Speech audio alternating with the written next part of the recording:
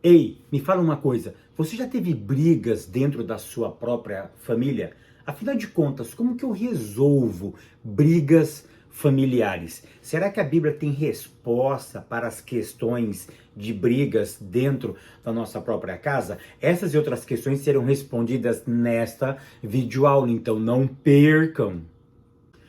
A paz, queridos, que bom estarmos aqui novamente no nosso programa semanal da Escola Bíblica Dominical para darmos sequência na nossa série de estudos bíblicos baseado no tema A Família. Para quem não me conhece, eu sou o pastor Fábio Segantin. Se você é novo aqui no nosso canal, não perca essa oportunidade, porque aqui do lado tem um botãozinho vermelho, clica nele e se inscreva, porque toda semana temos um vídeo novo aqui. E se você for um inscrito no YouTube, vai lhe avisar quando eu postar algo novo no nosso canal. E não esqueça também de curtir esse vídeo, de deixar o seu comentário e de compartilhar, porque isso é muito importante para nós. Vamos lá, lição de número 5, que tem como título Motim em Família.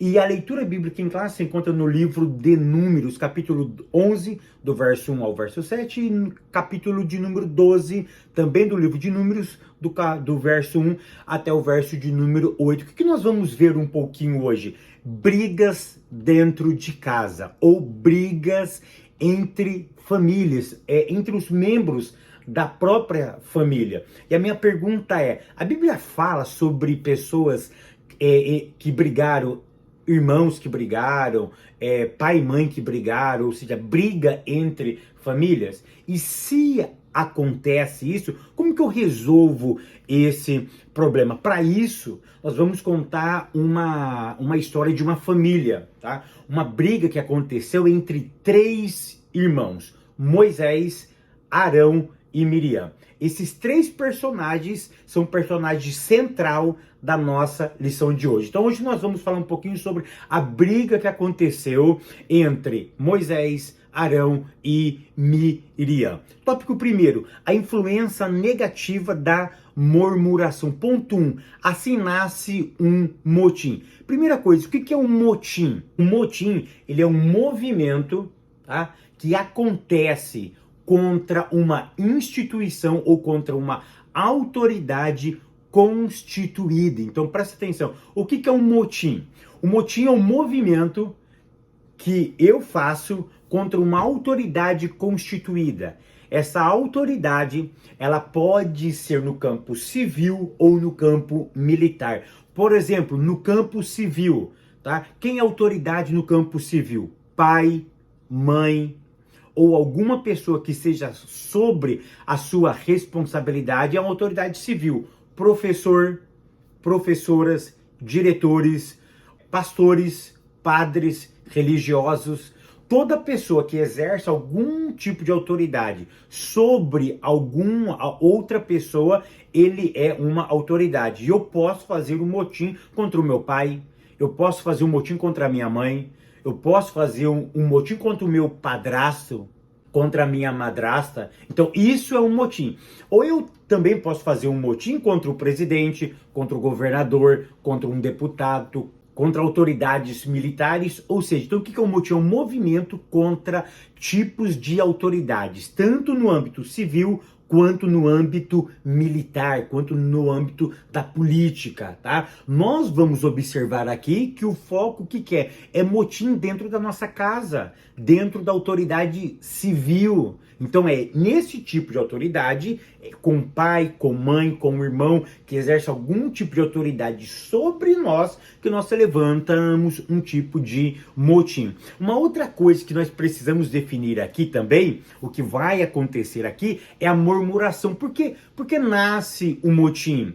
O motim nasce por algumas consequências ou por algumas coisas. Uma delas são as queixas, são as reclamações, são as murmurações. E no capítulo 11 e no capítulo 12 nós vamos analisar o quê? O que nós vamos ver aqui? Pessoas murmurando, pessoas se queixando. Afinal de contas, o que é uma murmuração? Olha o capítulo 11 e o versículo 1 do livro de Números. Diz assim: queixou-se o povo de sua sorte aos ouvidos do Senhor. Em algumas traduções diz, murmurou o povo da sua sorte, e isso chegou aos ouvidos do Senhor. A palavra murmuração ou a palavra queixa, ambas têm o mesmo significado, mas tem a sua mesma equivalência. Mas o que significa a palavra murmuração? O que significa a palavra queixou-se? É tão interessante que a palavra queixar-se ou a palavra murmurar significa literalmente alguém que fala de forma ofegante. Ou seja, é alguém que respira fundo para falar. Mas esse respirar fundo não é um respirar para pensar aquilo que vai falar, mas aquela pessoa que respira fundo e fala com tom de deboche, fala com tom de desprezo. Sabe quando você fala assim? Ah, tá, eu sei. Não, eu sei. Até quando isso vai durar? Até quando? Fala pra mim. Porque a palavra queixar-se, aqui o murmurar, vem da raiz nariz. E é do nariz que nós respiramos. É no nariz que nós ficamos ofegante. Então aqui é queixar-se, murmurando, mas de forma ofegante. Então a ideia aqui é quando você já está cansado de determinada situação e você começa a queixar, a murmurar. Ou seja, isso entra no âmbito da sua respiração. Então é essa a ideia que nós temos aqui da palavra murmuração. E a palavra murmuração e queixar-se vem de uma raiz também que significa o seguinte: aquilo que eu faço de noite. E é tão interessante que a palavra noite em hebraico é laila. E laila tem a ideia de algo que oprime, algo que ofusca, algo que machuca. E a palavra murmuração ou queixas aqui, ou queixar-se, tem a raiz do termo lum. E lum significa o seguinte: é falar de forma ofegante sempre à noite. Ou seja, é quando você está sendo oprimido por alguma situação da vida e você não aguenta mais, e o que você faz? Você começa a queixar. Você começa a murmurar, você começa a reclamar, você perde a respiração correta da vida e você fica buscando mais ar, você fica buscando mais oxigênio para você tentar se manter dentro do equilíbrio e você não consegue manter esse equilíbrio. É por isso que você fica reclamando da vida. É essa a ideia da palavra murmuração. E nós vamos ver aqui nesse contexto que murmuração, tanto dentro de casa quanto em qualquer outra área da vida, é prejudicial. E nós vamos ver 3 queixas que o povo fez. 2 queixas, na verdade, foi o povo. E a última queixa aconteceu dentro da família de Abraão. A primeira queixa do povo. Ponto 2, a primeira queixa, Números capítulo 11, do verso 1 ao verso de número 3. Por que o povo começou a queixar? Porque o povo vivia no Egito, eles tinham do bom e do melhor. Agora eles chegam no deserto, e é tão interessante que eles saíram do Egito, e eles passaram o Mar Vermelho, e eles ficaram ainda com algum tipo de coisas para eles sobreviver. Mas de repente, eles já sabiam que a nuvem de Deus pairava sobre o tabernáculo. E essa nuvem se mexia. E conforme ela se mexia, eles tinham também que se levantar e se mexer. O que acontece? Então eles saíram do Egito, agora eles estão no deserto. Eles estavam no Sinai. Agora a nuvem vai subir e vai literalmente pro deserto, aonde eles não tinham produção de nada, aonde nada eles iriam encontrar. Eles iam ficar 100% dependendo de Deus. E é nesse episódio que eles começam a se queixar. Então olha só, do verso 1 ao verso 3 do livro de Números, eles se queixam. Por quê? A Bíblia não deixa claro por que eles começam a se queixar. Olha o que diz o verso 1 do capítulo 11. Queixou-se o povo de sua sorte aos ouvidos do Senhor. Ouvindo o Senhor, acendeu-se a ira. O fogo do Senhor ardeu entre eles e os consumiu extremamente do arraial. Então o povo clamou a Moisés, e orando Moisés ao Senhor, o fogo de Deus se apagou. Pelo que chamou aquele lugar de Teverá, ou Teberá, porque o fogo do Senhor se arderá entre eles. Qual é a ideia aqui? O texto não deixa claro por que ele se queixou, mas possivelmente foi desse movimento de um lugar para outro. Num lugar tinha, no outro lugar não tinha. Então, baseado nesse movimento, que agora eles estariam no lugar que não tinha, eles se queixou. Porque se você dá uma analisada no capítulo 10 do livro de Números, do verso 11 até o verso 36, eu fiz toda essa leitura, nós vamos ver justamente isso, que porque chega no capítulo 11, possivelmente eles se queixam desse movimento. Olha o que diz o capítulo 10 e verso 11. E aconteceu no segundo ano, no segundo mês, no dia 20, que a nuvem se ergueu sobre o tabernáculo da congregação.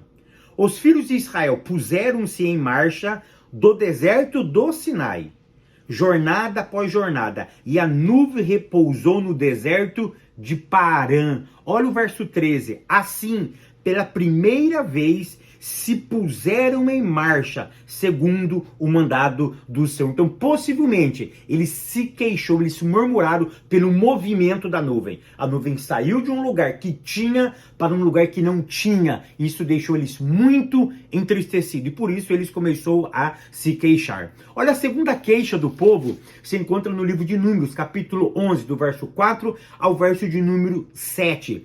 Olha que interessante, agora eles vão reclamar que no deserto, no Egito, eles tinham o quê? Eles tinham carne, peixe. Qual é a ideia aqui? Olha o verso de número 4. E o populacho, sabe o que é o populacho? Quem não fazia parte de Israel. Porque o povo que saiu da terra do Egito não foi somente os hebreus.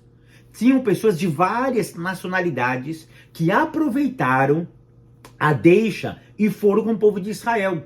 Uns porque acreditavam em Moisés, outro aproveitou a oportunidade de se ver livre. Então eles entraram na brecha e foram embora. Por isso a expressão o populacho, quem não é israelita, quem não é hebreu realmente. Então olha que interessante. E o populacho estava no meio deles. Veio a ter grande desejo das comidas dos egípcios. Olha o perigo de você se conectar com pessoas que não estão conectadas com o seu propósito. Eles começaram a reclamar. Eles começaram a lembrar das comidas que tinham no Egito. O que aconteceu? Alguns israelitas que não estavam conectados também na mesma visão de Moisés entraram na pilha. E eles começaram o quê? A reclamar também. Olha o verso de número 5. Lembrando-nos dos peixes que no Egito eles comiam de graça. Querido, olha que a murmuração tem a capacidade de não reconhecer aquilo que você adquire ou como você adquire.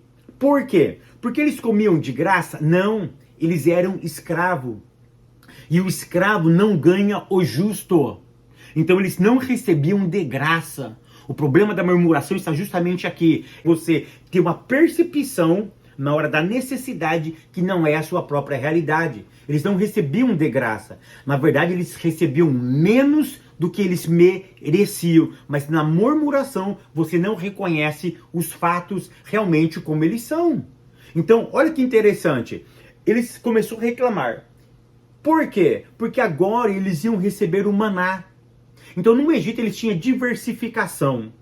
No Egito eles achavam que recebia de graça. Mas na verdade eles não recebiam de graça. Então olha a diferença entre o maná e a comida egípcia. O maná era celeste. Comida egípcia era terrena. Olha que interessante, o maná sim era de graça, porque graça é favor imerecido. Você não merece, mas alguém lhe dá.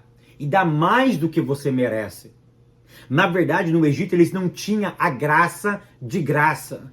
Eles recebiam algo que eles mereciam muito mais, mas eles recebiam muito menos. No deserto era diferente. Eles deveriam receber muito menos, mas Deus dava muito mais para eles de graça. Ou seja, a murmuração impede de nós ter essa percepção do favor de Deus para as nossas vidas. E olha a terceira queixa, que agora não é o povo que faz, mas é a família de Moisés que se levanta, que se encontra no capítulo 12, do verso 1 ao verso de número 3, a queixa de Arão e de Miriam, porque Moisés pega uma mulher coxita, uma mulher que não era hebreia, uma mulher negra, e se casa com ela, tá? E aí eles ficam muito bravos e eles vão questionar a autoridade de Moisés. E a briga começa justamente por causa desse problema dentro de casa. Tópico segundo, o motivo da rebelião de Miriam e de Arão. Qual é o motivo básico? Números capítulo 12 e o verso de número 2. Vamos ler o verso de número 1 também, que diz assim, ó. Falaram Miriam e Arão contra Moisés, por causa de uma mulher cuxita que tomara, pois tinha tomado a mulher cuxita. E disseram, olha o que Miriam e Arão vai dizer para Moisés. Porventura tem falado o Senhor somente com você, Moisés? Será, ele não tem falado por intermédio de nós também? Ou seja, o que aconteceu aqui? Eles questionou a autoridade de Moisés. Por quê? Por causa da inveja. Então, olha que interessante. Eles quiseram se colocar no patamar de Moisés. Moisés faz alguma coisa, eles não aceitam aquilo que Moisés faz, e aí eles vão julgar Moisés justamente pelo nível de autoridade. Porque eles estavam dizendo o seguinte, Deus fala com você, Moisés, mas Deus também fala por intermédio de nós. O problema aqui não é por quem Deus fala, mas é por quem Deus conduz. Anota essa. O problema não é com quem Deus fala, é com quem Deus conduz. Deus falava por intermédio de Moisés, de Arão e de Miriam. Por quê? Miriam era profetisa. Ela falava em nome do Eterno. Arão era sumo sacerdote. Ele era representante legal do povo a Deus. Mas para guiar o povo, para levar o povo dessa terra para essa terra, era função de Moisés. O problema não era com quem Deus falava, era com quem Deus estava conduzindo. É esse o problema de Miriam e de Arão. Eles sentiram essa inveja, porque eles não ficaram satisfeitos, parece que dá a entender isso, de Deus estar falando. Ou seja, eles entendiam que o fato de Deus falar já colocava eles em par de igualdade. A questão aqui não é quem era maior ou quem era menor. A questão aqui era para onde eles estavam indo. E quem dizia para onde eles estavam indo por intermédio dessas pessoas era por intermédio de Moisés. Por intermédio de Midian e por intermédio de Arão, Deus falava outras coisas, coisas locais, coisas administrativas, coisas para as pessoas, pessoalmente. Mas no coletivo de guiar era por intermédio de Moisés. Ponto de número 2. O motim familiar promove dissabores e ofensas. O que eu aprendo aqui, tá? Cada macaco no seu galho, já dizia o meu velho pai. Cada macaco no seu galho. Você precisa se conformar com aquilo que você foi chamado. Não queira exercitar algo que você não foi chamado. Porque tem pessoas que se frustram dentro de casa. Porque tem pessoas que se frustram dentro da igreja. Porque ele não fica contente na função que ele foi chamado. Então, quando isso acontece, o que se promove dentro de casa? O que se promove dentro das famílias? Discórdia, briga, dissensões, discussão. Porque se cada macaco souber o local do seu galho, todo mundo vai viver em paz. O problema é que geralmente a gente coloca o nosso bedelho aonde nós não fomos chamados. Ou seja, Miriam e Arão entrou numa questão que não era mérito deles. O próprio Deus iria julgar isso através da vida de Moisés. Mas eles foram interferir em uma coisa que não era competência deles. Então o que eu aprendo aqui? Cada pessoa fique na vocação em que foi chamado. Tá? Se você é pai, exerça a função de pai. Se você é mãe, exerça a função de mãe. Se você é filho, exerça a sua função de filho. Tópico terceiro, Moisés, um homem manso e humilde. Ponto 1. Um homem mais manso que havia na terra. Aqui, eu vou deixar um link aqui em cima e aqui embaixo sobre uma aula que eu fiz sobre o poder da mansidão. E nessa aula eu explico por que o homem mais manso da terra matou um outro ser humano. Eu vou deixar o link aqui em cima, aqui embaixo. Essa aula é fantástica. Também eu explico isso no meu livro, tá? Modelando o Caráter. Eu vou deixar o link do livro aqui embaixo para vocês poderem ler também o meu comentário que eu faço sobre a palavra mansidão. Ponto 2. O fardo de uma liderança. Moisés estava cansado. Tá? Isso nós vemos na onde? Em Números, capítulo 11, do verso 10 ao verso número 15, que Moisés estava exausto. Moisés não aguentava mais. Moisés se queixa. Primeiro, esse povo não é meu. Esse povo é teu. Então, se ele é teu, resolva o teu problema, porque ele não é meu. Quem é que fez esse povo? Foi você. Olha o que ele diz no capítulo 11 e no versículo 10 do livro de Números. Achei. Então Moisés ouviu chorar o povo por famílias, cada um à porta de sua tenda. E a ira do Senhor grandemente se acendeu e pareceu mal aos olhos de Moisés. Disse Moisés ao Senhor: por que fizeste mal ao teu povo? E por que não achei favor aos teus olhos, visto que puseste sobre mim a carga de todo este povo? Olha o que ele vai dizer: concebi eu porventura todo este povo? Dei eu à luz para que me digas, leve ao teu colo? Olha a figura que ele diz aqui, a figura materna, paterna, de uma mãe pegando o menino no colo. Leve-o ao teu colo, como a ama leva a criança que mama, a terra que, sob juramento, prometeste aos seus pais. Olha o que ele diz agora: de onde tirarei eu carne para dar a todo este povo? Ou seja, eu não sou soberano. Primeiro eu não criei. Primeiro eu não sou condutor, não sou ama deles. Agora eu também não sou provedor. Ou seja, Moisés estava exausto na sua liderança. E aí, o que eu acho mais interessante é que ele é sincero. E nessa sinceridade, Deus se levanta o quê? 70 homens para ajudar ele a liderar. Preste atenção, esses 70 homens não iam conduzir o povo à terra prometida. Esses 70 homens iriam administrar internamente os seres humanos, as pessoas, para que Moisés conseguisse, no geral, conduzir o povo para onde Deus estava mandando eles ir. Então, o que nós aprendemos aqui? Primeiro, que é natural o fardo da liderança. Segunda coisa que eu aprendo, eu preciso desabafar isso.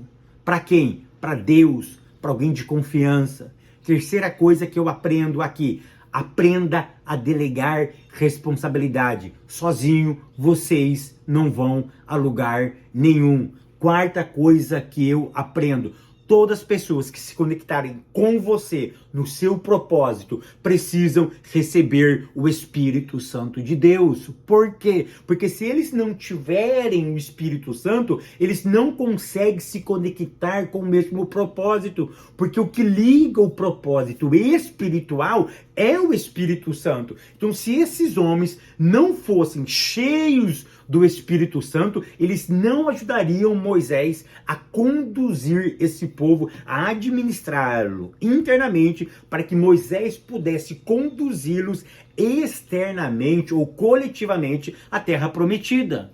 Então, isso eu preciso entender para que eu possa ter uma boa liderança. Ponto terceiro, a punição de Miriam e de Arão.